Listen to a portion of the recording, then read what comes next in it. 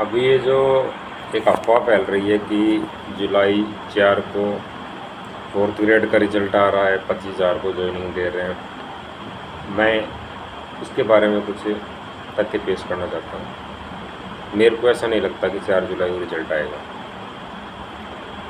अब कहाँ से ये खबरें आ रही हैं, कौन इसको सर्कुलर कर रहा है, पता नहीं। देखो, 10 जुलाई को RSMB बोर्ड जो कोर्ट के अंदर अपील दायर करेगा 0 नंबर और नेगेटिव मार्क्स वाला जो मिनिमम क्वालिफाइंग क्राइटेरिया वाला जो आदेश आया था उसके लिए, तो 10 जुलाई से पहले तो रिज़ल्ट आ ही नहीं सकता। पहली चीज़। उसके बाद अपील दायर करने के बाद इसका रिज़ल्ट आएगा, बात नहीं आता, जो भी रिज़ल्ट आता। देन इस जजमेंट के बाद फिर सरकार डिसाइड करेगी कि क्या मिनिमम क्वालिफाइंग हाई कोर्ट के अनुसार रखना है, क्या करना है, ये सब बातें। देन प्रोविज़नल जो कैंडिडेट्स हैं, उन कैंडिडेट्स का भी निस्तारण नहीं हुआ है। उनको होल्ड करके यदि रिज़ल्ट देते हैं तो इनकी जो कैटेगरी वाइज जो इनकी प्रेफरेंस है वो इनको नहीं मिल पाती। तो ये दोनों ही जो तथ्य हैं वो इस चीज़ को बताते हैं कि रिज़ल्ट लेट आएगा। कितना लेट आ सकता है? मैं ऐसा मानता हूँ कि सितंबर में रिज़ल्ट आएगा। जुलाई अगस्त तो कोर्ट की जो प्रक्रिया उसमें निकल जाएगा। सितंबर में आ सकता है यदि सब कुछ ठीक रहा तो। देन अक्टूबर नवंबर प्रेफरेंस विभाग आवंटन और ये ज्वाइनिंग में दे देंगे। तो दिसंबर से पहले मेरे को नहीं लगता कि कुछ भी हो पाए। इसी दौरान यदि आपने LDC का फॉर्म भरा है तो बेटर ये रहेगा LDC के ऊपर फोकस करो। और अभी बिजली विभाग में भी 2000 LDC आई है।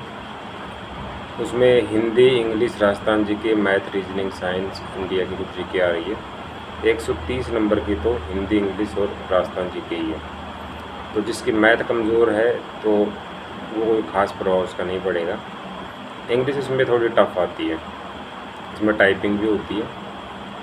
तो कुछ इन तथ्यों को ध्यान में रखते हुए आगामी तैयारी करें। CT 10+2 और ग्रेजुएशन लेवल दोनों आपको देनी है। तो राजस्थान के आगे 3 साल तक आप एग्ज़ाम नहीं दे पाओगे, 3 भर्तियों का आपने नहीं दिया था। तो इस चीज़ का आप ख़ास ध्यान रखेंगे। और एक और बात मैं आपको बताना चाहता हूँ, जिस किसी विद्यार्थी को इंग्लिश में कोई दिक्कत है और इंग्लिश में उसके मार्क्स कटते हैं या फिर इंग्लिश के कारण वो पास नहीं हो पाता, तो आप कमेंट में लिख दीजिए कि please give me notes of English. Then I will give you my mobile number, then you can contact me by my WhatsApp number, then I will send you. Right, आप इंग्लिश के notes को पढ़िए, बिल्कुल बारीकी से लिखे गए ये नोट्स अनुभव से। इनके बाहर अक्सर कुछ नहीं जाता है, बहुत अच्छे नंबर्स आते हैं। मैंने कंक्लूजन निकाली गई अच्छी किताबें, नोट्स को पढ़ के मैंने ये नोट्स खुद के लिए बनाए।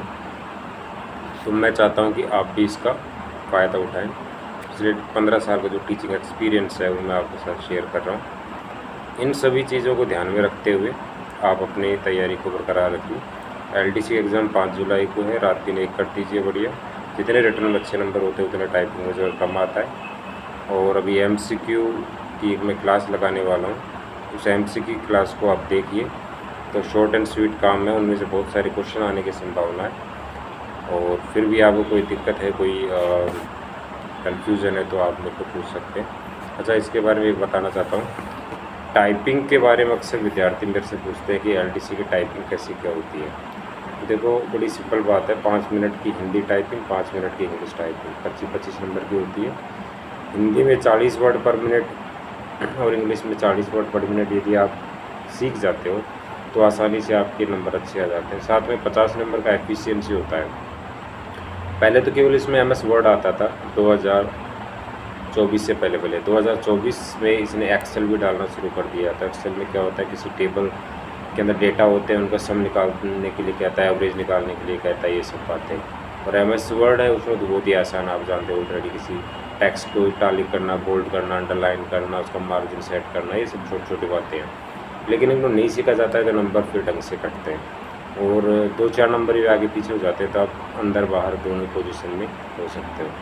तो बेटर है कि कंपटीशन लाइन में आप हो तो हर चीज़ को बढ़िया तरीके से पढ़ो, ताकि आपको किसी प्रकार की दिक्कत का सामना नहीं। करंट के पीछे ज़्यादा मत पड़ो। दैन जैसे मान लो आपने करंट रटते जा रहे हैं यहाँ से वहाँ से, करंट हर 6 महीने बाद वो आउटडेटेड हो जाती है। तो जो कोर सब्जेक्ट है Hindi, English, math, science, reasoning, इन पे फोकस करो। वो सदाबहार सब्जेक्ट है, इनको का समय के ऊपर कोई प्रभाव नहीं पड़ता है। मॉक टेस्ट इतने लगाने थे लगा लिए, अब मुझे नहीं लगता कि मॉक टेस्ट से कुछ फ़ायदा होगा, क्योंकि मॉक टेस्ट में नंबर कम आने से आदमी डिमोरलाइज होता है। बेटर ये रहेगा जो कुछ भी आप पढ़ रखा है उसको बार बार आप रिवाइज़ करें। मेरा अनुभव आपके साथ है, जब कभी आप कुछ भी क्वेश्चन पूछें कमेंट में, आई विल रिप्लाई सून। और एक और बात बताना चाहता हूँ कि जो आगामी जो राजस्थान की भर्तियाँ हैं खूब आने वाली है, तो पढ़ाई मत छोड़िए। मुझे पता है सफलता जीवन में लगी रहती है, लेकिन भगवान सबका भला करे।